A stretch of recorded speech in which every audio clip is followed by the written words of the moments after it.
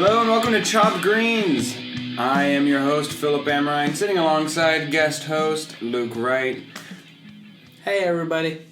Hey, alright, so today we're going to be talking a little bit about the Tony Romo retirement. It was big, splashy headlines when it happened.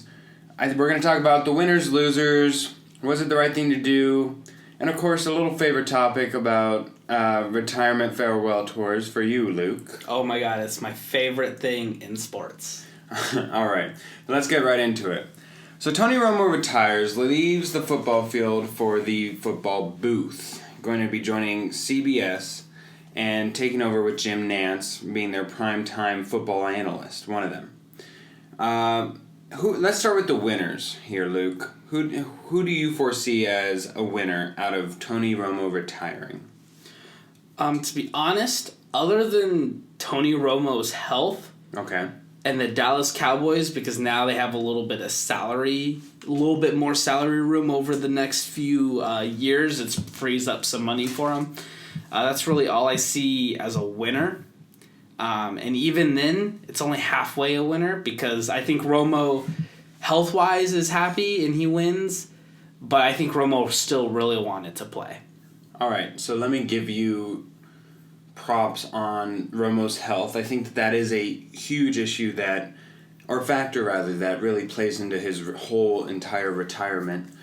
Without his bad backs and without the end to his last two seasons due to his back, his collarbone, what have you, this doesn't happen. No, it doesn't. No, and to be honest with you, it doesn't happen for one of my winners, Dak Prescott. Dak Prescott definitely wins in Tony Romo's retirement, if there's such a thing, because now he's unquestioned starter for the Dallas Cowboys. There's no quarterback controversy anymore. And although in football, ideally you would like to, it's an asset acquiring league, right? So you're trying to get insurance for your primary options. You're trying to fill out just a stat-studded team. And ideally, theoretically, you would like to acquire a top-notch quarterback followed by, ideally, another top-notch quarterback. You would want Tom Brady and Aaron Rodgers to back up Tom Brady. In a realistic world, that's never going to happen because of finances, because of player egos, because technically if a quarterback was willing to back up another quarterback, do they really have that mindset that you want, that I want to start, that really helps drive somebody towards winning championships? So with that, Dak Prescott, I think, is a big winner here. Outside of that Dallas Cowboy locker room, I think we move to the executive suite, and I think Jerry Jones wins out of this. I'll tell you why. More so than cap room, which is financially helpful, I think he wins because he gets what he wants. For one, Tony Romo retires a Cowboy. That's financially a boon to him because now he has another Cowboy asset to sell. Mm-hmm. Moving on, he also gets it so that he doesn't have to face him. He doesn't have that possibility of facing him either within the playoffs, either within the regular season, or even within the Super Bowl. Say he were to have gone to the Houston Texans, the Denver Broncos, the Jacksonville Jaguars, whoever it may be, he doesn't now face that possibility, that waking up in the middle of the night, bone-shattering possibility that, oops, I pooped the bed because I gave away one of my biggest assets to a competitor and he maximized that person. That would be such a great storyline if it had happened. Tony Romo leading another team to the Super Bowl to play the Cowboys. Could you imagine how much fun we would have had with the Texans and Cowboys in the Super Bowl? That would be the only time that I would be rooting for an all-Texas Super Bowl. It would be perfect. Like, not just that, but if it was a farewell tour for Tony Romo. Oh my gosh! Like he's like, okay, guys, I'm heading out. This is my last season. Let's make it a good one. He pulls a Ray Lewis like right before the Super Bowl, telling everybody, letting everybody know, I'm heading out. Lights out, deuces. Why even play the game? Just hand him the Lombardi right then and there. Because really, what more do you have to do? It doesn't matter who wins from that point on. It's just a absolute Rapunzel story. Just everybody wins. Sports media wins in that. Sports media, we win with the story. Yeah. And of course, Jerry Jones wins with a little bit of cap relief. They put him as a post June 1st. Post June 1st release, and I believe they get a little over $10 million cap relief. Somewhere around there, rounding up to $9 million. So he wins in that. I think another winner in all this is CBS.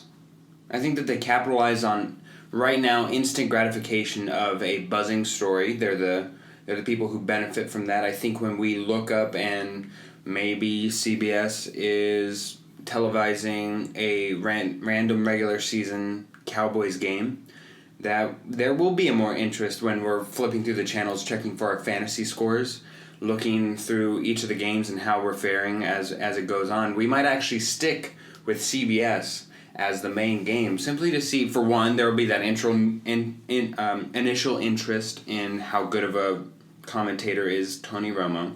Moving on, there will be, is there biased? Is there something that is tangible that we can see as to where he leans and if he's going to be neutral concerning the Cowboys, what have you. And also, what his chemistry with Jim Nantz is going to be. I think that CBS capitalizes on all that. Well, I think, first of all, everyone has great chemistry with Jim Nantz. That's true. It's Jim Nantz, face of the whole CBS Sports. Right. But, and this is actually going to kind of go into one of my losers. Phil Simms was a loser. Oh, absolutely. Tony Romo gets his spot. And I think that his spot, this is the perfect place for Tony Romo because nobody wanted to listen to Phil Simms anymore. Sorry if you're listening, Chris Simms. I'm sure Jim Nantz probably was at least aware, but this is the best move for almost everybody involved. And I think another benefit to him going to CBS instead of Fox or somewhere else is CBS doesn't cover the Cowboys very often because CBS is the AFC. Correct. Primarily. So he might have to cover one or two games, but for the most part, you won't have to see him try to confront that bias early on, because for the most part, he's just going to be covering AFC games. And then, to further that, Tony Romo literally was playing in this league last year. Right. He knows everybody still. Yeah. He can pick up the phone, and he has contacts. Phil Simms hasn't played in almost 20 years now, I think. Mm-hmm.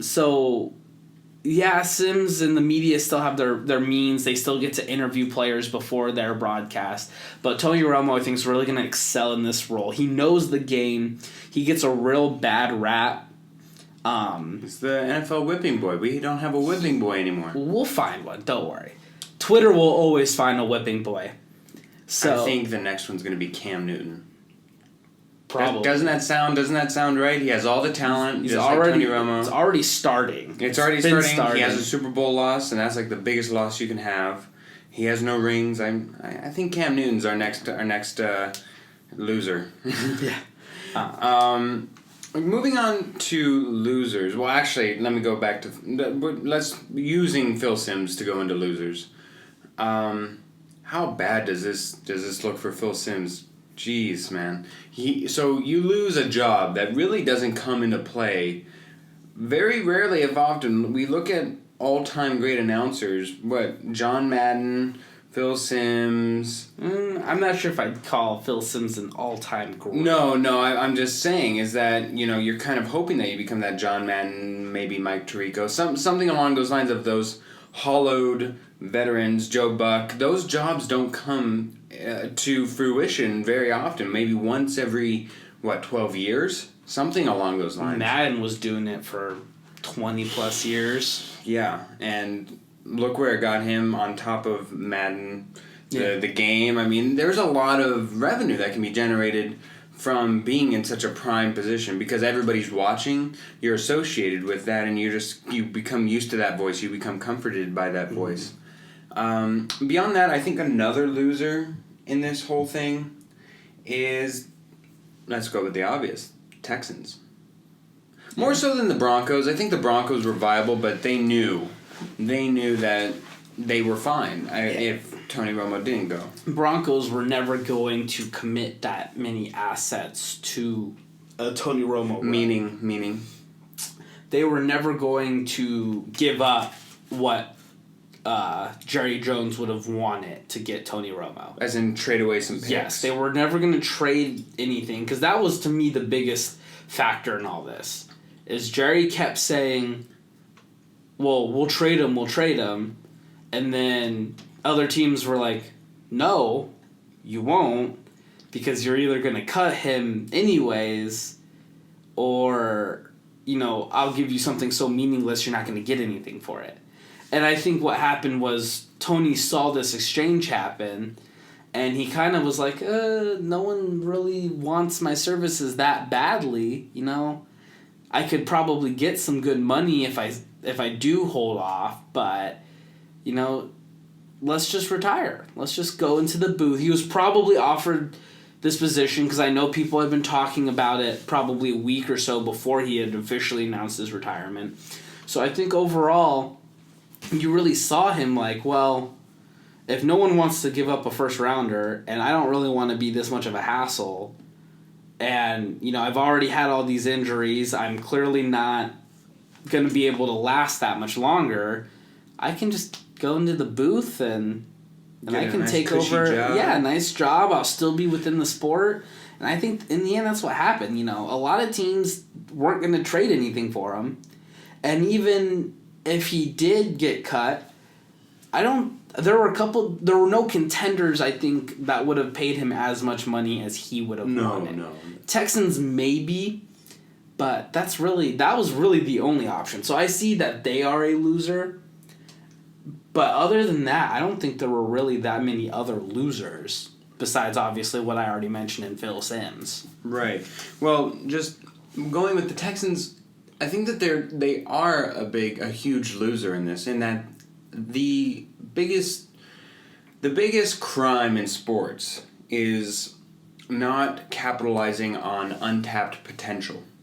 And when you are a great body of an NFL team, without the head of a quarterback, without the leader to guide you into the playoffs, and without being able to capitalize on what is being heralded as one of a top 5 roster from head to toe as the Houston Texans, if you don't capitalize on that, it's almost criminal in the same token of wasting, in the reverse, Philip Rivers' career, who I love because he has a fantastic first name.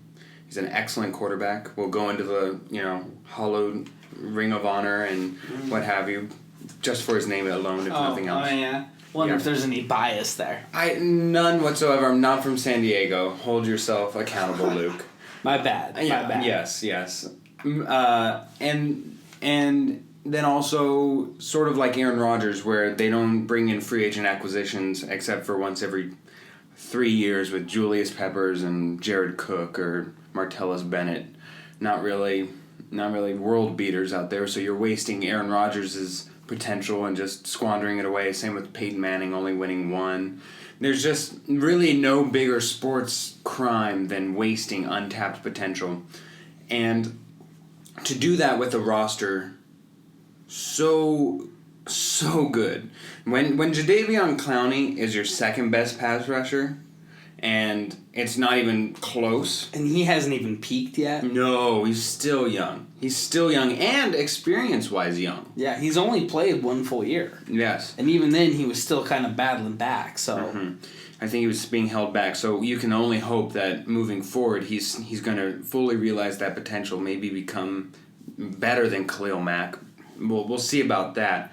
But without somebody to truly guide you, what a waste. What an inopportune waste. For the Texans, even more so, in just reputation in Texas, to gain some momentum and catch up to the Cowboys as far as a legacy heritage team. Yeah. The Texans have yet to really prove that they are a serious... There are certain organizations, when you hear their names, you think, well, they could win a Super Bowl. every year, Patriots, always one of the favorites. Yes. The Broncos, they're not always necessarily the favorite, but even this last year, they could win, with their defense. Even when they're bad, they're good. Yeah, and that's and there are just certain teams that are like that. Pittsburgh. It doesn't matter what Pittsburgh looks like coming into a season, people think that they have a shot. Mm-hmm. There are just certain teams and certain organizations that are like that. The Texans are not. No, this is a rare occurrence that they're actually good. Yeah, when people hear the Texans, they think, oh, that really disappointing team that's never really done anything. You mean the cow one? Exactly. And it's one of those things where right now, with Clowney, with Watt, their secondary, I think, could still use a little bit of improvement just in terms of depth. They lost Bouye. Exactly. So I think that Jaguars. That needs to be improved a little bit, but as we kind of mentioned before the show, this is a great draft class for to build up depth for that. And honestly, if you have pass rushers that good that can rush the passer that in such a split second, you don't need coverage, but so much. You just need somebody like Richard Sherman to bump and run and just get your receivers off their routes, upset the timing, and then pick city. Yeah, there you go. But their offense is not great, but their offense isn't great because they've never had a good quarterback. Oh my gosh, and their wide receivers aren't bad at all. They have good wide receivers. DeAndre Hopkins it could be the next AJ Green as far as a travesty of not being properly utilized. I feel like AJ Green would actually be a whole heck of a lot better if not saddled with Andy Dalton, the ginger mamba rifle, water pistol, what have you. That was a very long nickname. I don't think it's going to catch. It could. But, no. The name to watch out for here is Philip Rivers. That's a fantastic name. 8 kids, bolo tie. Love it. Bolo tie in San Diego, or L.A. now. L.A. now, yeah. I thought he might pull a retirement or request a trade. When that happens. He just wants to play, man. Gotta love that. I don't think that I definitely don't think he's gonna retire. He's got 8 kids to support. He can't afford to retire. But I mean, even this is not an Antonio Cromartie who has 12 kids and can't remember some of their names. It's crazy. But I think Philip Rivers is going to be an interesting situation to look out for because I think he didn't request a trade because the Chargers were like, listen, man, we don't really know exactly what you're worth. You're old. You haven't really had that much success in the playoffs. So we're not 100% sure how much, if it's worth it to trade you. But, the Texans, getting back to them, they are loaded with talent, and they're just waiting for a breakout. If they had gotten Tony Romo, I don't think it would have mattered because he would have been hurt after 4 games, and they'd be right back where they started anyways. So I consider them not to necessarily be complete and total losers, just kind of losers with the Tony Romo retirement. Do you think that they draft a quarterback this year, in the first round? No. No? I don't. Maybe. I wouldn't be shocked. Desperation doesn't require immediate action? I think no in this case because they would rather focus on a player that can help them more this year. If you draft a rookie quarterback, and he might start, but there's not even... This is not a good year for quarterbacks. So there's no guarantee that if you take one, that they'd be ready to start. But if you take one in the first round, you're kind of expecting them to start. Especially when your current quarterback is Tom Savage. And that's an interesting conundrum because within the past 10 years or so, the general manager of the Houston Texans has not taken a quarterback in the first round, or very early at all. Tom Savage, I think, is their highest quarterback that they took in the franchise's last 10 years.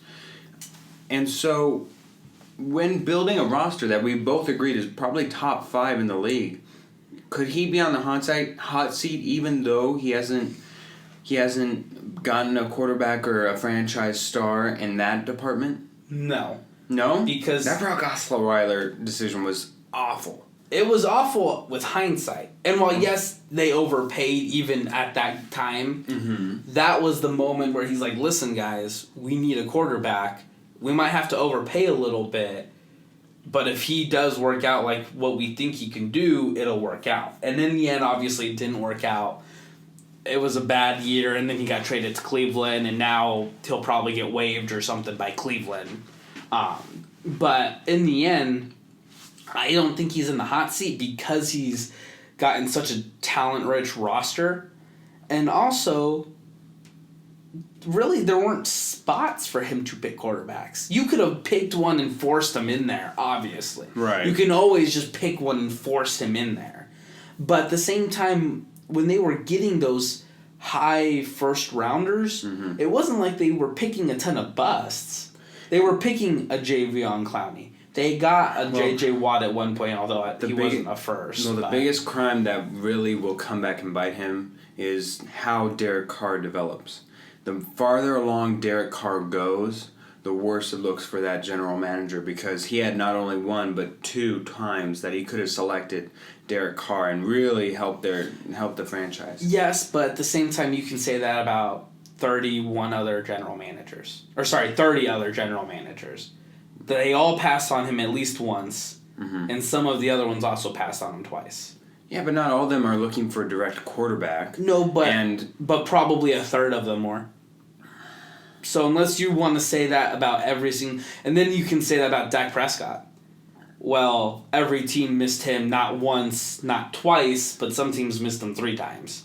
And at that point... 3 times a savior. Wow. Yeah, that was fantastic. But even at that point, in the 3rd or 4th round, you're looking for backups anyways. So at that point, you could have... your pick of the litter. So I don't think you can ever really make that argument of, well, they didn't draft this person, because I think in the end, well, a lot of teams didn't draft that person. Well, yeah. Once you get into that 2nd, 3rd, 4th round. Yeah, but then if we're not going back, so that brings up a theological debate there. Then just because you didn't pick him up and nobody else did, does not mean that you misevaluated the talent. If we look back at, let's say, the Tony Romo year, or even Tom Brady, Aaron Rodgers, what have you, when we go back in time and we look at those drafts where great talents were not seen as what they were not properly evaluated, just because somebody got great value on them, even Russell Wilson. If they got great value on them and got them in the later rounds, in the 3rd round or 4th round, that doesn't mean that they were wrong. If anything, they're actually not only right, but they're extra right for getting them when they did, getting them in the first place, but also getting them when they did. They got value on them on those rookie contracts that are so below market value for a quarterback that they were extra right. So there's that. But just because you missed on him does not mean that you get a pass for missing on him. You could... 10 times out of 10. Let's just even go 10 times out of 10. I would take... Let's go down the list. I would take Cam Newton, Andrew Luck, Aaron Rodgers, Ben Roethlisberger. Take your franchise savior that you choose. I would take them over DeAndre Hopkins. I would take them over J.J. Watt, Jadeveon Clowney. You name anybody on that Houston roster, straight up, I would trade them for Andrew Luck. That's not even debatable, right? The only one you could debate is J.J. Watt. I would debate J.J. Watt. What? Name me a game J.J. Watt won. Himself. A game? Yeah, just a game that he himself is the main reason or factor that they won because of. Pretty sure he's gotten 3 sacks in the game before. 3 sacks? That's 3 downs. Depending upon when I would have to go through and watch every single game. But at the same time, how many 4th quarter drives has Andrew Luck led? In his rookie year, he led a lot. How many? Let's go with, even if, so you're saying 3 downs? There were 3 downs that he himself won. No, but at the same time, he also brings... J.J. Watt? Yeah, J.J. Watt could bring 15 plays that could have gone for a touchdown, but the pass was deflected. The quarterback was sacked. You can't just say, oh, well, he's a defensive player, so he might not have gotten a play that ended the game. He had a lot of game-changing plays. For a perfect example, this is a college. Jadeveon Clowney. Right. When he was in college. With the South Carolina game. Yes. Yes. There was a game, and this is what blew him up across ESPN. Everyone's... Maybe Right. you already know the game I'm talking about. I know where you're going. It was a bad call on the refs. South Carolina should have gotten the ball, and they didn't. I don't exactly remember what that first bad call was. I think it was a fumble that got overturned when it was clearly a fumble or something like that. Mm-hmm. But it should have been South Carolina's ball. Very next play, Clowney pops the ball carrier with one of the hardest hits of the year. He fumbles, they get the ball back, and I believe they end up winning the game. Yeah, and the Outback Bowl. If I remember correctly, yes, because I love their fries. Okay, but like that's something that wasn't the last play of the game. It wasn't the last drive of the game. But at the same time, you could definitely argue that a play like that was a game-changing or game-winning play. So that means that Jadeveon Clowney is accountable for the last 7 points directly. We can correlate that responsibility to Clowney for popping out a fumble, and we correlate that 7 to him, correct? Sure. But the argument I'm trying to lead to with that is I don't know off the top of my head how many turnovers that J.J. Watt has led towards that resulted in points. I'll tell you, Drew Brees is the epitome of how valuable a quarterback can be. That team is nothing without Drew Brees. That team is all offense. He does it with plug-and-play players. More so, I'd argue, than Tom Brady, because Tom Brady at least gets a coach along with that. Sean Payton, I can see value in, but for me... Only on the offensive side. Only on the offensive side, that's correct. Bill Belichick can... If anything, is maybe just the defense. We don't know because Tom Brady's so good, and we kind of see no drop-off whenever Tom Brady's out of the picture for whatever reason. But Sean Payton just has this gum deficiency towards even approaching the defense and making it any better.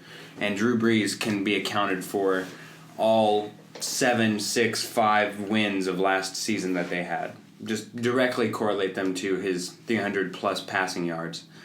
And whenever it is that Drew Brees decides to retire, I'm sure that he will let everybody know and party each and every day down through Bourbon Street on his way to practice, and will get a retirement farewell tour every day. And we'll see if he gets it on his traveling last year, going from town to town. Which leads me to you, Luke. You have a strong feeling on retirement farewell tours. Huge feeling. Huge feeling. What is that? You brought it up with football, and actually I was going to make this case too. It's not as strong as we see in other sports, right. As it's stronger in other sports than in football. Right. But the only other one I can think of is maybe Peyton Manning, maybe. But he was also bad, and so people weren't sure if it was going to be his last year or not. Right. So he didn't get that big of a one. But moving to other sports. Yeah. Baseball, we saw it with Mariano Rivera. Mm-hmm. We saw it with Jeter. We saw it with Chipper Jones. And basketball, the most recent one was Kobe Bryant. Of course. And they're just farewell tours. When a player announces... Before the season even begins, most of the time, he just tells it he just open statement to everybody. This is my last year. I am retiring at the end of this year. It was a fun ride. This is going to be the last ride for me. And there's just that mentality that happens that switches everybody over. And everybody loves this one player for a year. Right. No matter if you're... fan, friend, or foe. People were cheering for Kobe Bryant here in Phoenix his last game. In Utah.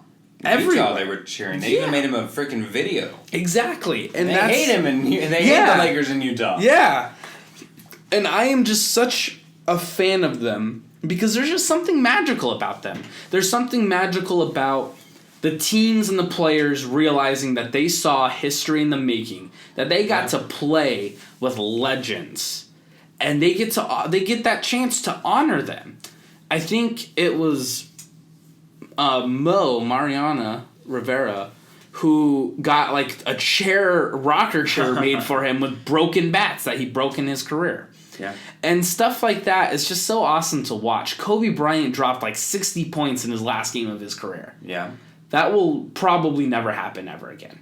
As far as just dropping it in your last game ever. Yeah, okay, ever. Especially after like a 20-year career. The whole season, Kobe was resting. He was covered in ice bags after every game. It was just crazy to watch. And I remember watching. I can remember. I can say to my grandchildren in 40 years, however long it takes for me to have grandchildren. You saw a grown man get an ice bath. I saw Kobe Bryant in his last game drop 60 points. How many times will I be able to... grandfather... You know what they'll say too? What? They'll say, Grandpa Luke, why can't we be selfish too? Why do my grandchildren sound so old? Because, I'm the old one. Right. Well, they're like Tiny Tim. They want nothing but peace and happiness for the rest of the world, and they can't because Uncle Kobe dropped 60 points on 80 shot attempts on his last game, and it's ridiculous. Oh. And they died because of disappointment. Because their legends were false gods. That's why, Luke. Real gods. Oh my goodness. Okay, let's go back to reality. I'm glad that we went up to Capricornia, up in the sky, where Luke is happy and gets to watch all of his happy players just retire and win. And granted, when Peyton Manning did it, I bought into it. It was lovely. I loved that he went out on a high. I don't like that he didn't retire at the Super Bowl. That cost me a little bit of money because I thought that he would. And then what did he do? He instead said, I'm going to drink a Budweiser. Thank you. And he drank his way off the podium to then later declare retirement. But I'll tell you the real God, the real basketball God, the real basketball legend, R.I.P. TD. Retire in peace, Tim Duncan. Oh, I love how you can just walk off and just, hey, I retired. Bye. I loved how Marshawn Lynch retired. Just hanging up the cleats. And although he might be coming back, guarantee you he's not going to do a retirement tour. We don't know if this next season will be his last or the following season. We won't know. It'll just happen. To just let it be. To just let your work speak for yourself rather than take all that self-glorification and just get all these gifts belayed upon you instead of having your work speak for yourself. Oh! They had 20 years. Humanity! They let their work speak for themselves. Oh. Kobe had 5 champions. He never let his work speak for himself. Let me tell you what. He let himself 5. speak for himself. Yeah, because he could Black back it Swan, up. White Swan on all over Pau Gasol. He could back it up. He could back it up. He backed it up into his Achilles, and then he broke it. Although I will say that was beast. If he'd have retired at that moment, I would have given him so much props. When he tore his Achilles, and then takes and makes the last 2 free throw shots. That was otherworldly. That would have been a better moment to walk off rather than take 60 points and a self-gratifying loss. Was it a win? They won. Okay, they won in Kobe a losing put the season. team on his back. Yeah, they won the final game of the season. Woo! But see, that was also the best time to have a retirement tour. Because what? Yes, because that team was garbage. That team was not going to have no debate here. That team was not going to have any other storylines. And it is not because of Kobe. No, yeah. Kobe. Because he gobbled up the rest of the cap space. Okay. Then bad, he gobbled it up so bad that they had to take the next biggest free agent swing that they could, and they got Luol Deng because of it and Timofey Mozgov. It's not Kobe's fault that the GM of the Lakers made 2 bad deals. You don't get to blame Kobe for that. Because he hamstrung the entire place to where even Dwight Howard himself, Dwight freaking Howard, who was also bad chemistry. Who was a bad chemistry guy, but at least he would have been a face of the franchise that you could at least flip for some other asset, and he wouldn't re-sign with them. They had to put up a little billboard. Oh, it was so cute. DK's Dwight DK. DH stay #stay, and he didn't stay because he was asking when's Kobe retiring so I can leave, and Kobe still selfishly said, I'm the leader of this franchise, blah, blah, blah, blah, blah, blah. Yeah, but he played another, like, 4 years after that. 2, I think. No. I think at least 3. Because Dwight played in Houston for a couple years, and then he played in Atlanta for a year. Before Kobe, because Kobe just retired. What was the following year where he made the free throws? Well, after maybe Dwight Howard, I think it was because I remember that they made it with Dwight the one year. Mm-hmm. They made it to San and they got swept by San Antonio. First year because it was. I think it was Dwight. So, okay, you're right. 3 years. 3 years. We'll split the difference. 3 years, and the point is that Kobe. So many times in life, your greatest strength becomes your greatest weakness, and that confidence and that swagger that was and is the Black Mamba just totally destroyed his legacy. No, I will admit that first he hamstringed them. But one, you don't get to blame Kobe because you were an idiot and made 2 bad reactory moves after he retired. For Mozgov and Luau. Yes. You don't blame Kobe. That's hamstringing. Hey, our legend just left. Let's go sign 2 guys who are past their primes to way too much money. You don't blame Mozgov maybe is a little bit more swallowable, but Luau Deng for 4 years, at age 33. To me, it's the opposite because at least Luau Deng had something. Oh, no, what? Luau Deng Mozgov serves a purpose. He busts the boards. He's the 7-footer. Yeah, that's it. Well, but there's actually a deficiency in the league right now for 7-footers. But you could have gotten a better rebounder. You could have gotten a way better veteran leadership. You had Lou Williams. I'm not saying that Luau Deng was a good pickup. I'm saying Timothy Mozgov was a worse pickup. I'm saying, I mean, we're doing a dance of the lemons. But either way, what Kobe did his final year, because first of all, it's not like he was playing 40 minutes a game. I think he was playing like 20 to 25. Yeah. So what he did is he's like, okay, this is going to be a bad year. This is going to be a bad year with a lot of young talent, and we're trying to get another good draft pick for the future. Right. So what I'm going to do is I'll announce my farewell tour, because he put in 20 years. He's the 3rd leading all-time scorer in NBA history. He has 5 championships, and he almost had 2 3-peats back to back, not back to back, but like with the 1 year gap. He almost did what Michael Jordan did. You know what almost gets you? A cookie. I'm saying that he's one of the greatest of all time. Well, yeah, there's no debate about that. To finish that, he basically took all the press on himself. Like, this team is going to be bad. So instead of making everybody hate this team all year because of the young guys, I'll do a farewell tour. And that way I can get all the attention that he obviously wanted to begin with. Oh, wow. So that team was going to be bad either way. So what is the issue with letting Kobe take the attention? You know what the issue is? That you're putting him as this martyr that he's going to take he wanted the attention. Negative media... Well, yeah. And it wasn't negative, though. It was the negative... Losing is a negative media bullet. Okay, but everyone ignored losing because they knew it was going to happen anyways and focused on Kobe's farewell. And why was it going to happen? Why was it going to happen? Because he was the one loading the bullets. By taking that ridiculous contract extension and being so incredibly selfish, gobbling up that huge amount of cap room. Utah Jazz. How much money have they spent? In what sense? Right now, would you consider the Utah Jazz to have spent a lot of money right now on their team? Because they're the 4th seed in the West. Right. So unless you're implying that they had to spend all that money on other players, they still could have been competitive. Let's say, for one, that's 2 different business molds, right? Utah has to have homegrown talent, much like the Green Bay Packers in the NFL. The Lakers could do homegrown talent. Yeah, they've been trying, and they missed. They haven't been missing. Julius Randle, D'Angelo Russell. Just a guy. They've actually been really good. Maybe you should look up their stats before you trash them. 40-point game and trash losses. So Devin Booker's trash? Devin Booker getting 70 points in a loss? I'd say that it's irrelevant. Oh, so I guess the Suns are awful. They're never going to be good again? They're never going to be good, but this year they'll go down as an awful team. Because they're rebuilding.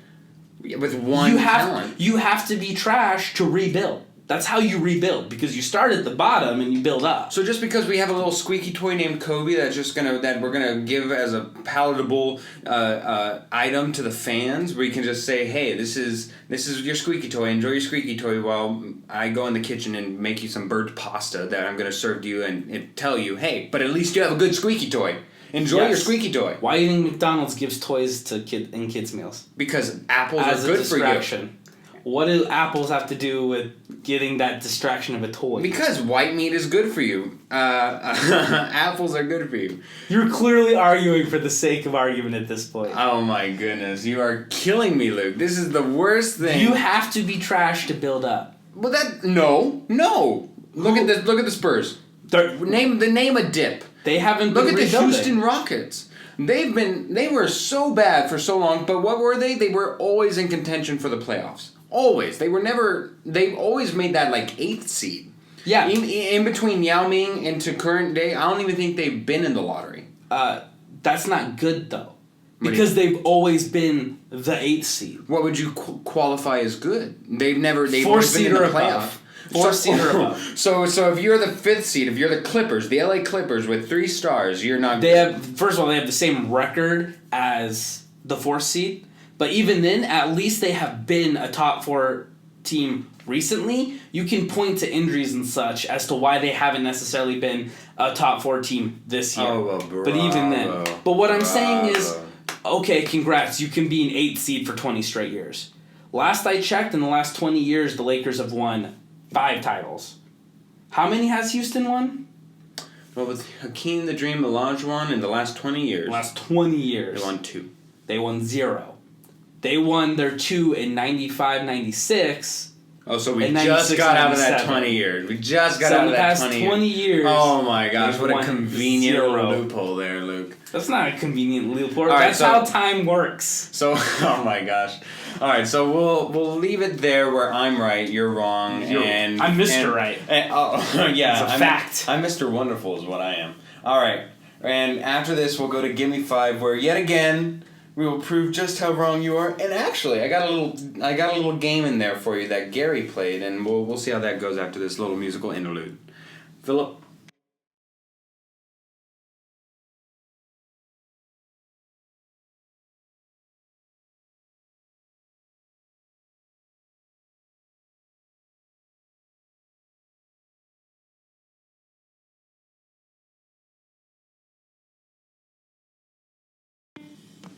Rivers.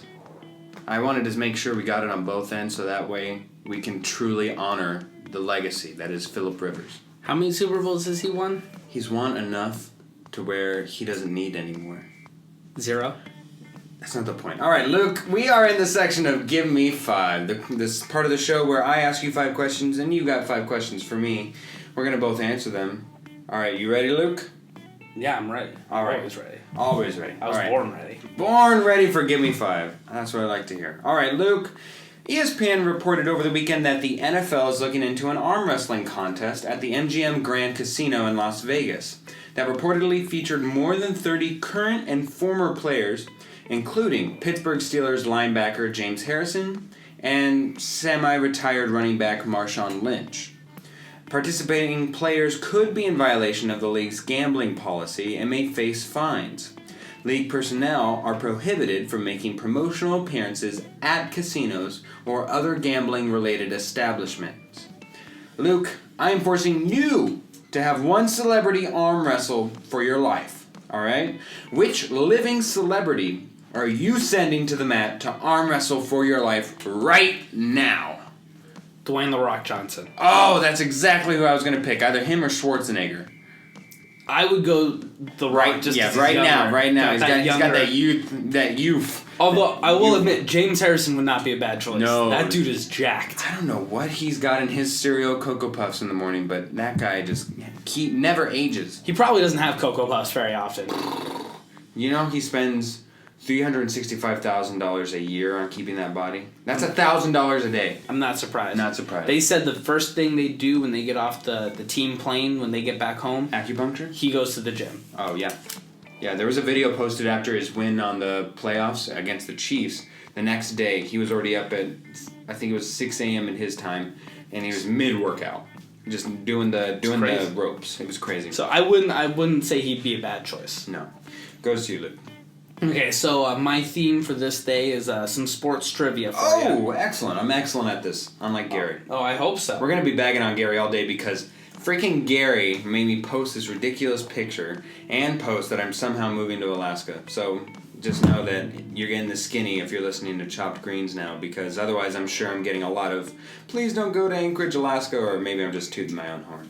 I think you might be tooting your own horn a little bit there. Tooting. So my first trivia question for you. Uh-huh. The New England Patriots currently hold the NFL record for most Super Bowl appearances. Okay.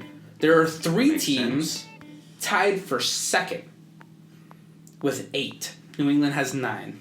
What 3 teams hold the record for second most? I think I actually might have a shot at this. All right. The last spot is going to get me, I think. Do I have 3 strikes and I'm out? I will give you a total of 5 guesses. Okay. So that means 2 strikes and I'm out. Okay, Yep. So let's go. First one I think I'm pretty safe on is the Dallas Cowboys. Correct? Okay, next has to be the Pittsburgh Steelers. Yep. This last one, So now this you is get not an 3. official, yes, this is not an official guess. So let me just, it's either Broncos or 49ers. I'm going to go with the 49ers. Wrong. Then it's got to be the Broncos. Correct. Okay. The 49ers, I feel like we're one behind the group.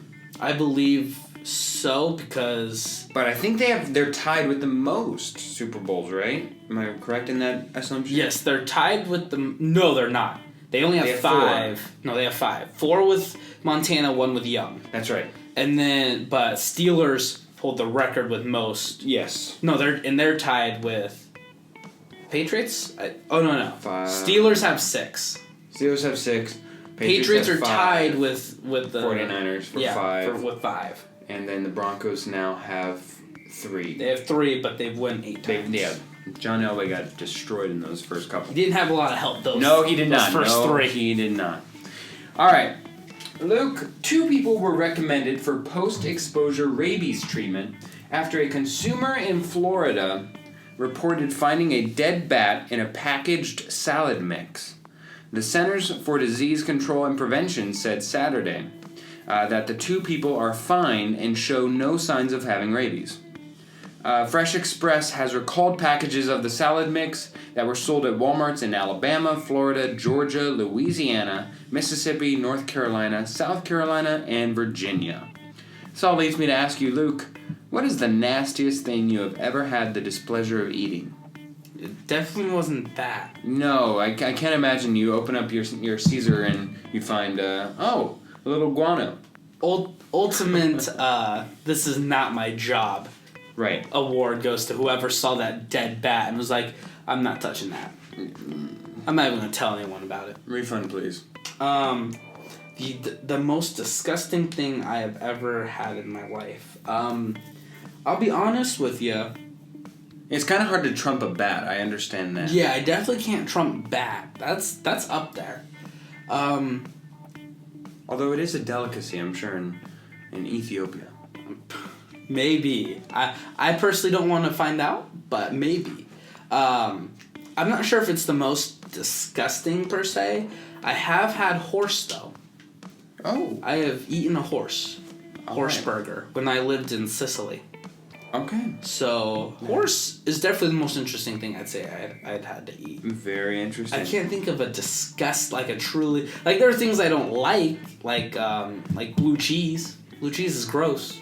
Fellow guest podcast host Coral Denny was asked to eat some form of goat poo because she went to Africa and they had this strand and it was essentially fecal matter from a goat's intestines. It was so that's also up there. Coral Denny making a guest appearance in the podcast. All right, your turn, Luke. Okay, this one now we're moving to NBA. Okay. Since the 2000 season, there have only been 5 teams not led by LeBron James, Kobe Bryant, or Tim Duncan Right. who have won an NBA title. What are they? Give me the list of not having made it. Of the, you said that there were 5 teams who were not led by LeBron James, Kobe Bryant, or Tim Duncan. Okay. One of those is definitely the Miami Dwayne Wade team with Shaq. Yep. One of those is the Dallas Mavericks with Dirk. Yep. And then the other one is the Kevin Garnett team with the Boston Celtics. Yep. There's 2 more. Two more. And it was not by Kobe, so that takes out the Pau Gasol team. I am very surprised that there's one that there's one that's like an obvious one. There's one that's super obvious that I'm surprised you haven't gotten. The other one's the one I definitely think would. Golden State. There we go. This last one's the one. I'll give you 2 guesses. And was it what's the window again? From 2000. So that misses. Is that the Detroit Pistons? Was that there you go. Okay. Detroit won it in 2004. Okay, I couldn't remember how late they were. Yes. Okay, I feel rather proud of myself. I'm pretty I thought you could get 4 of them. Those Pistons were the ones. The ones that trump you a little bit. Yeah. All right, feeling great. Not doing a Gary performance. All right. Yeah. Luke, today is April 10th, and that means it is Steven Seagal's birthday. Oh. He is turning 65 years old. And the action star has seen his ups and downs in the film industry, that's for sure. Mostly downs. I want to give you some movie names, and I want you to tell me if these are the real Steven Seagal movies or if I made them up. You ready for to Seagal or not to Seagal? My dad is a very big Steven Seagal fan. Oh, man. Or he was. So I'm not sure. I think I might be able to get some of these. All right, fantastic. All right, first movie name. Maximum Conviction. Is that Seagal or no Seagal? Here's the thing. Mm-hmm. I've seen this movie. Oh! I'm trying to remember if it was him or some other 80s action star who... Like Arnold Schwarzenegger? Yeah. Maximum Conviction. I'm gonna say it was him. I think it was him and then Stone Cold Steve Austin. Final answer? Yes. Absolutely. Seagal movie. Yeah, my dad bought it for me. Well, there you go. There we go. That's a great dad right there. Check that one off. Yeah, I can't get that time back. Nope. All right, next movie. Stainless Steel. Is that Seagal or not Seagal? Now, are these all movie titles? They just may or may not have him? These are all either I made up the movie or it's an actual Steven Seagal movie. Those are the only 2. So no, they're not actual. I'm not doing the Polar Express. Okay. So you don't have to worry about that. Stainless Steel? Yes. That sounds like a Steven Seagal movie. Steven Seagal and Stainless Steel this summer. I'm gonna say the final cut. I'm gonna say no. I'm gonna say that wasn't a Steven Seagal. That does sound like his next production, though, doesn't it? It I does. completely made that up. Yes. So you're 2 for 2. Here we go. Next one. Smoking Cubans. Is that Seagal or not Seagal? That's a Seagal. I absolutely made that up. Oh man, I got you. Oh, that sounds such like a Seagal thing. Next one. Pistol Whipped. Seagal or not Seagal? Sounds like a... These all sound so like Steven Seagal was in that. Let me tell you, I had a lot of fun making up some of these and then just finding out that they were actually real. I just had a giggle fest to myself making up this list. I'm gonna say yeah. I'm gonna say You're saying yes, Pistol Whipped. Yes. Nope, that was actually that was a Steven Seagal movie. Boom. 3 of 4. 3 of 4. All right, last one. Half Past Dead. Seagal or no Steven Seagal? This is hard. If you could see the face he's giving me, ladies and gentlemen, it is filled with strain and conviction. Because I want to say that's such a bad title. There's no way Seagal is in it. But it's such a bad title, there's a possibility Seagal is in it. Half Past Dead? Half Past Dead. It sounds familiar. And that's what scares me. I think I remember him in Half Past Dead. I'm gonna say yes. Final answer? Yeah. Absolutely. Half Past Dead. Straight to DVD. 4 or 5. Oh man, that is sad. That's almost one that you want to fail there, Luke. You know what? I'll take it. I'll take any win's a good win. For its credit, Maximum Conviction, not that bad of a movie. if you're looking to kill an hour and a half on a Friday night because you don't have a life and you have nothing better to do, you could waste it in worse ways. All right, sounds good. Go ahead, Luke. Okay, so we're gonna move on to baseball. To be honest, I'm not sure how well you'll be able to get all right. this. Baseball not my forte, but I'm looking to hit 4 out of 5. This is a 1. You're right now. You're 2 of 2. Oh yes, I am actually. I'm batting 1,000. Here we go. So let's see here. That's a good analogy for the baseball question. Yes, it is. What MLB team is the fastest expansion team to win a World Series? This isn't official guesses. So it's between the Marlins, the Mariners, or the Diamondbacks. I'm gonna go with the Diamondbacks. Correct. All right. They were established in '98. They won their first title in 2001. 2001. All right. My grandma loves the Diamondbacks. That's the only reason why I know a lot of Diamondbacks trivia. All right. 3 out of 3. Let's go. All right. Gary, ABC News recently tweeted out a video. I'm Luke, just so... Oh, I'm sorry. For those listening and confused, thinking that they turned into the wrong channel. ABC News recently tweeted out a video caught by one of their camera crews in Alberta, Canada. The video captures a man who leaps into a frozen lake to save his dog. I know. Puppies and poodles. Love this. The camera crew called 911 and the owner and pet were greeted by officials at shore. Outside of saving the life of a loved one or pet, Luke, is there any other reason you would jump into a frozen lake? Would you swim from end to end of that frozen lake if it meant the Broncos would win the next Super Bowl? The next Super Bowl? Yes. Probably not. So how frozen of a lake? Like, how big of a frozen lake are we talking here? Are we talking? It was pretty expansive. It was like a big pond. It was like a pretty big pond. Like, we're thinking like Central Lake. It looked to be pretty girthy. Maybe not to win next Super Bowl. So we're looking at monumental Super Bowls. We're taking 50 and 55. Probably. I don't... We're going in 5-year denomination. Here's my thing. I'm not a particularly fast swimmer.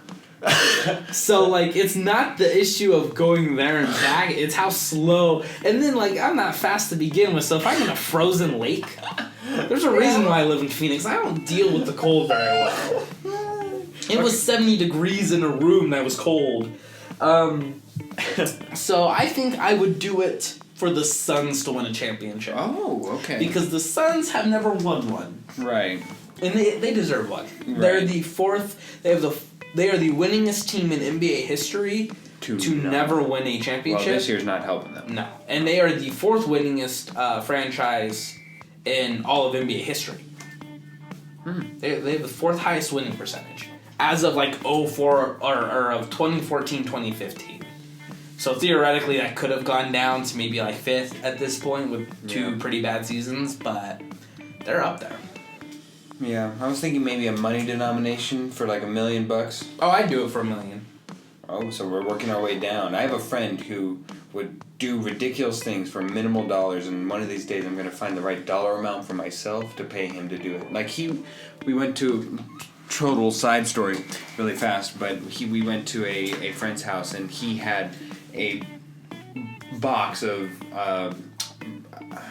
those raisin bran, and it was of an Olympic year. I think it was the 1998 Olympics, and it was because his cousin was on the box. 96? Something like that. It was Winter Olympics. Oh, the 98. Yeah, 98. And so he had this box since 98, and I pointed up to the box and I said, David, how much would if I gave you $20, would you eat a bowl of that, or an entire bowl of these 98 Raisin Bran cereal product? And he said, yeah, I'd do it for $20. totally blew my mind. My friggin' mind was blown. I was saying, let's start a pool. Let's just get everybody to chip in $5 here and just make you eat this. I consider it. It's just raisins too. I probably wouldn't eat the raisins are what throws it off. I might consider like Frosted Flakes maybe or something, but raisins. That's what got me. And I normally like Raisin Bran too. All right, your turn. Okay. What player? This is hockey now. Oh, this is we're going down into the levels of my knowledge, but continue. What player being the key word, won the most Stanley Cups? It's not Wayne Gretzky, even though he's the best player, because I know he only won. No, he didn't even win one. Gretzky? I think he won one. It wasn't with the LA Kings, but I don't know that he won. I think he won one with Edmonton. I think it's one of those you assume, but I don't think he did. I'm not the biggest. I think the one who won the most is probably that Mr. Hockey guy who just died recently, and I can't for the life of me remember. It was not Gordon Howe. Oh, that would be one of my guesses. Outside of him, I don't know that I have an answer. I'm gonna go with Sidney Crosby, knowing that I'm losing on this one. You are losing. Yes. Sidney Crosby is not. It is Henry Richard. He played for the Montreal Canadiens, and he won 11. Won 11. I mean, that's a lot. That's the Bill Walton of hockey right there. And yes, Gretzky has in fact won. How many? He's won at least one. He beat the Islanders when he was with Edmonton. Okay. All right. Go Gretzky. So I was thinking he was the Charles Barkley of hockey. All right. Luke, here's my last one, and it is a big one. It is that time again. I have been visiting the UberFacts site, and today's show will have a different twist. So these are all questions that I did. I know I specifically asked you if you had happened to catch the last show I did with Gary. You said you accidentally missed it, and so for that reason I can officially do the questions that are the exact same I gave to Gary last podcast on Wednesday.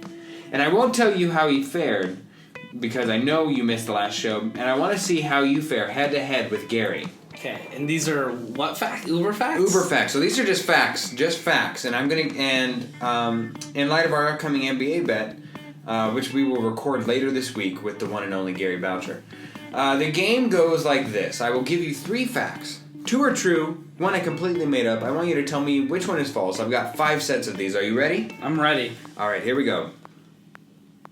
1. A squid tentacles have approximately 5 times the suction power of their octopus counterparts.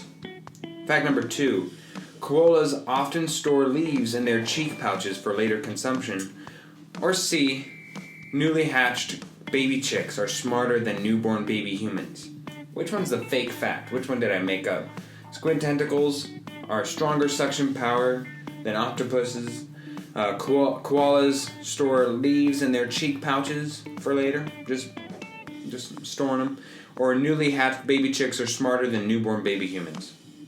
So when you said Uber facts, I thought you meant facts about the driving company Uber. And I'm you have that many fun facts about Uber? But okay, so which one's now coming back down to the realistic?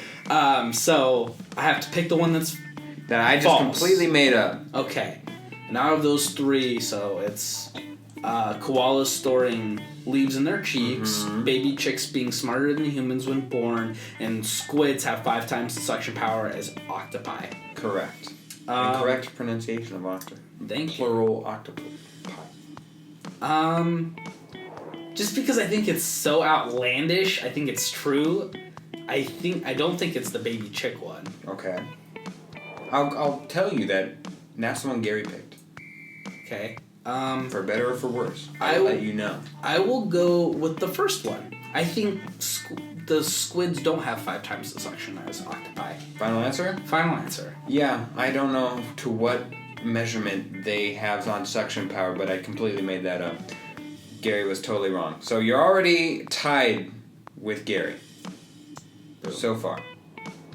Number 2. Red wine has the ability to kill cancer cells. That's fact number 1. Fact number 2. The term kicking the bucket derives from former President James Monroe kicking a bucket of pale water, resting at the foot of his deathbed moments before he died. Fact number 3. Ancient Romans would use a sponge on a stick to clean themselves after pooping that they shared with other people. So we're looking at red wine can kill cancer cells. Kicking the bucket comes from President Monroe. And ancient Romans used poop sticks. Which one is the fake fact? Okay, so I'm 90% sure that the first one is accurate. The red wine one. All right. I think I read somewhere that wine is supposed to help with cancer. You're supposed to like drink a glass of red wine every day or something. Okay. I think here's the thing.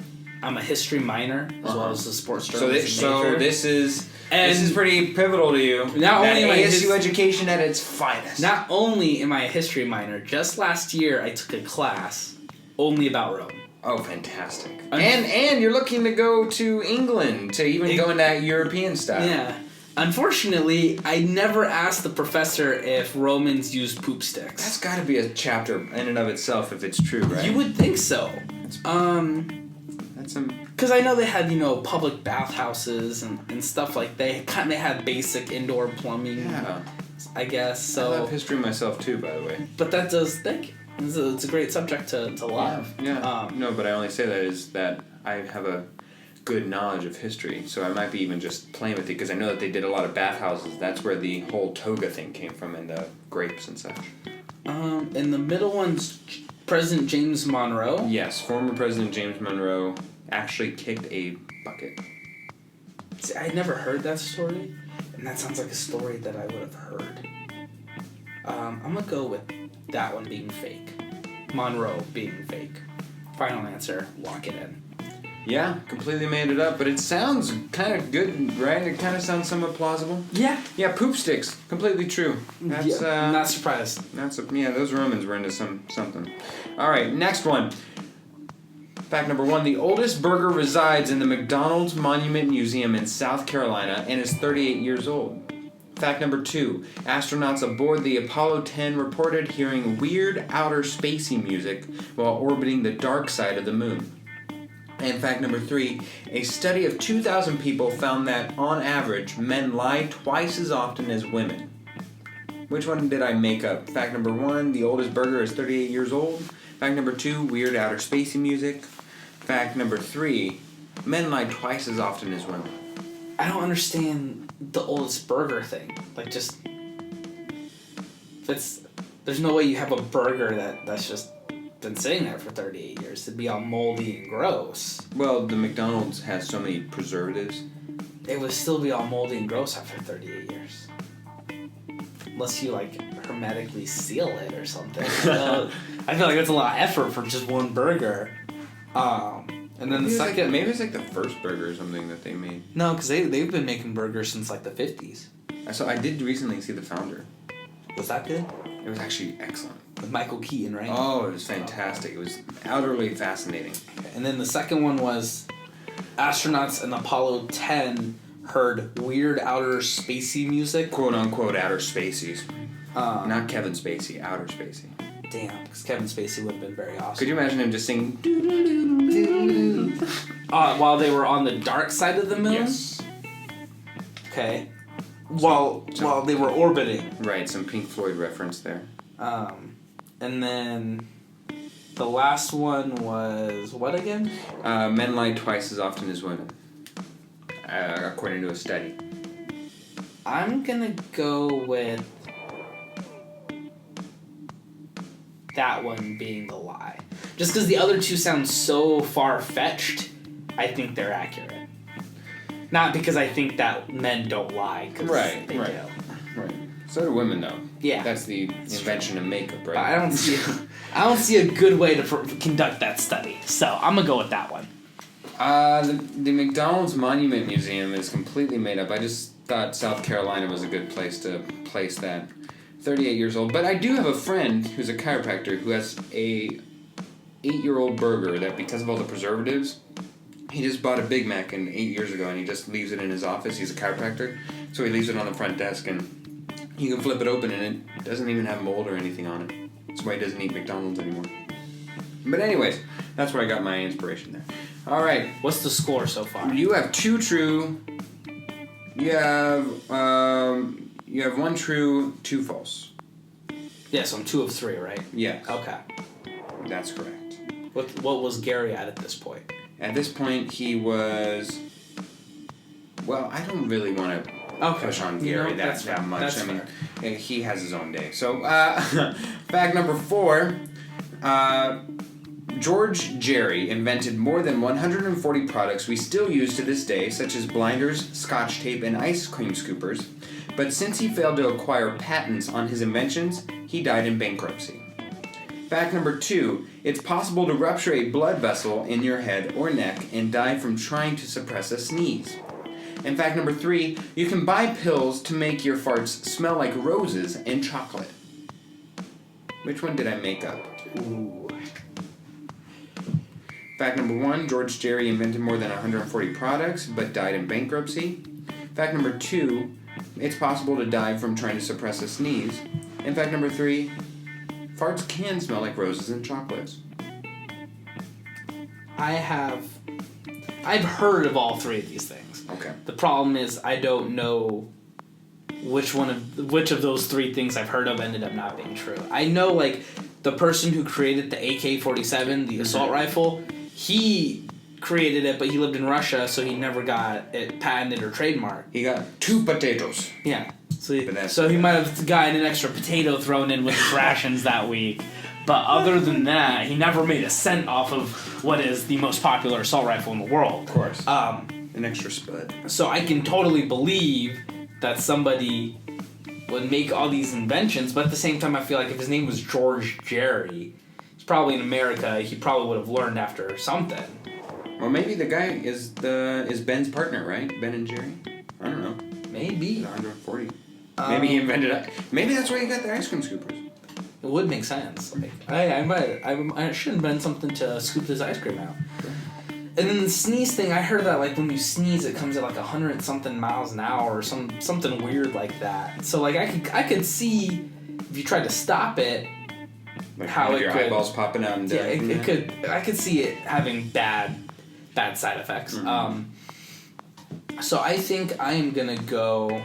And the last one, your farts smell like roses and chocolate. I could, with a pill. With today's technology, I could see that happening. You know, something that, as it gets digested, it makes you smell a different way or something.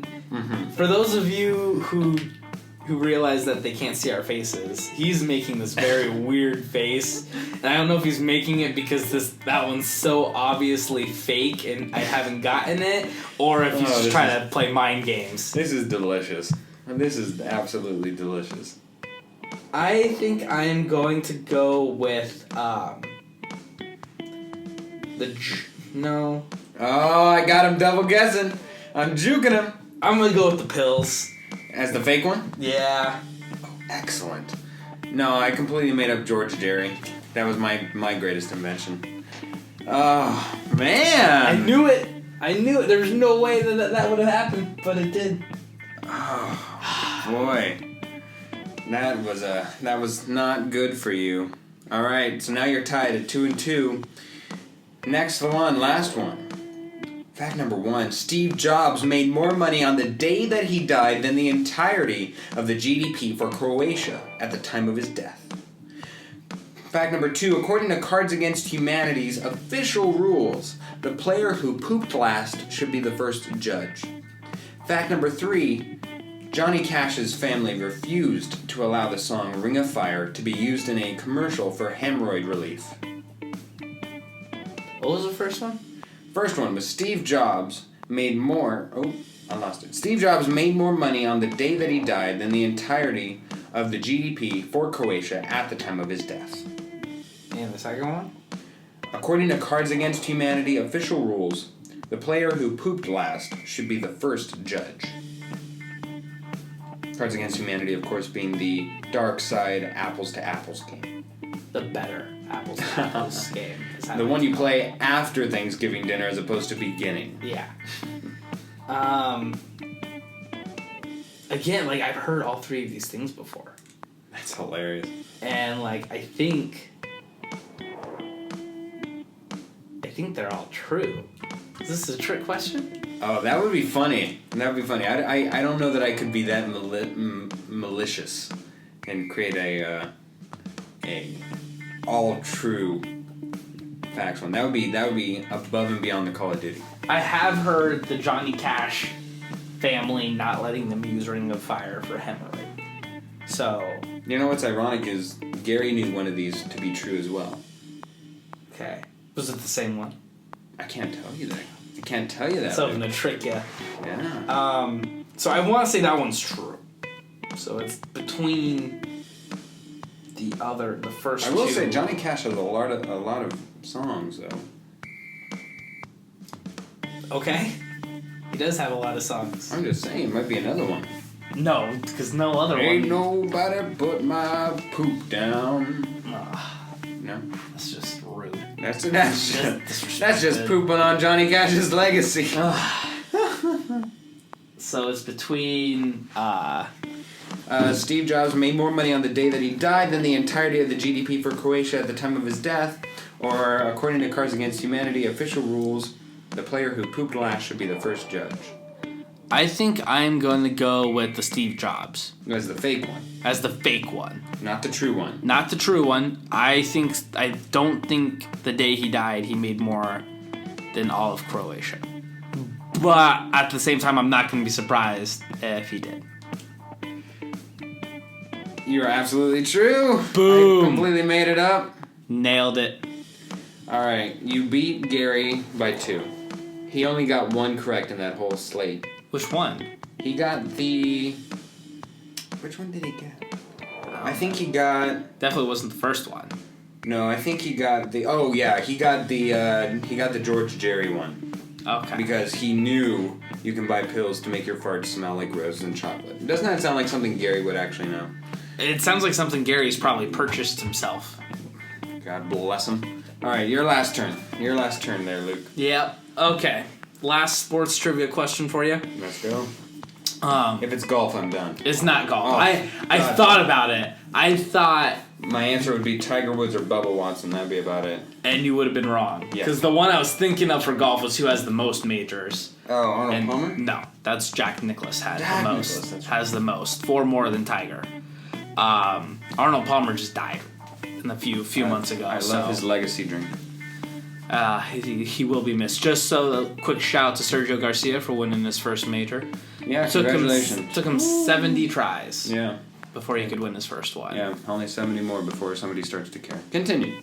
False. Rude. So, this one's kind of a softball one, if I'm being honest.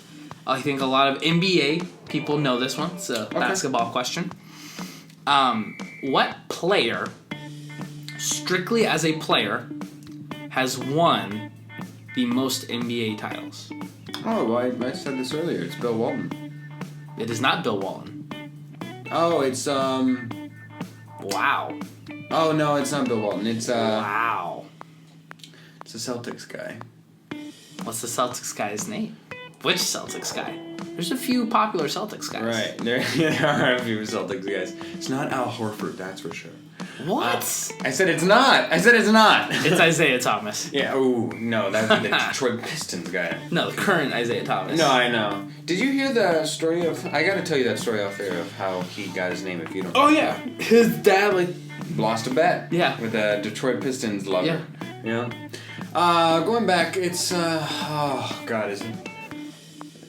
Oh, my gosh. I am very disappointed right it's now. It's killing me. I know it's the Larry O'Brien trophy, but it's not him. It's not Larry O'Brien. It's not Larry O'Brien.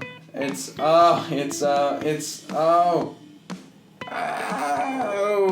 just can't remember. I'm horrible with names. Apparently. I can see him. He's muzzled, and he's African American. He's got the white beard. He's got the white hair. I can see him giving the award every year. What's his name? What's his name? This might be the most painful thing I've ever had to watch. Oh. This is like last week we did a March Madness trivia thing in my one of my classes, and it was who won the national title last year, which was Villanova. Right, of course.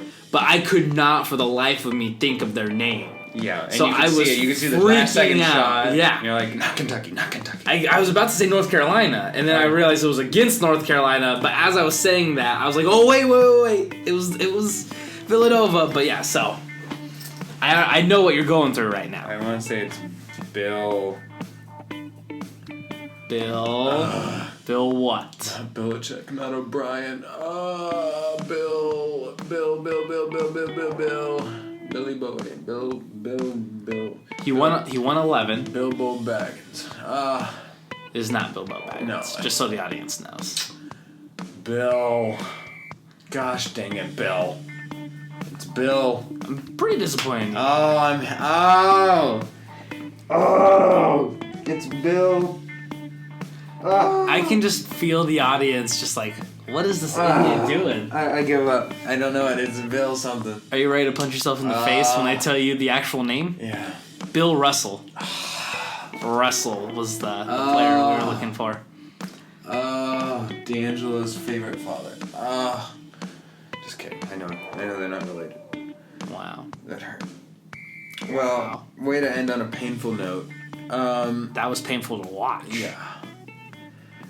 But thankfully, we're ending on an NBA note, which gives me a perfect segue on. Later on in this week, we will be releasing a podcast specifically for the NBA. We're going to actually have an enticing NBA bet, which I think anybody who's a fan of the NBA, or not even just the NBA, anybody who's a fan of watching playoff sports, but more importantly, Gary, Luke, or me, Philip, who is a fan of watching us in pain. I feel will really enjoy listening to this podcast because we've got some big stakes going on for this NBA bet that we're going to do. And it's going to be an NBA bet preview show for the playoffs. It'll be in conjunction with the NBA playoffs and once this final seeding's done.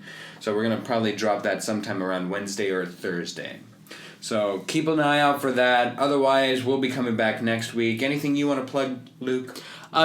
We have my radio show, FanRag Sports, 10:60 a.m., 7 to 9 a.m. every day. I will be on it on Friday with the host, Chris Schubert. And you can go ahead and follow me on Twitter at Luke Wright 421. The Wright has a W in it. So that's right. All right. From Bill Russell and Luke Wright and Philip Amerine, this has been Chopped Greens. I hate myself.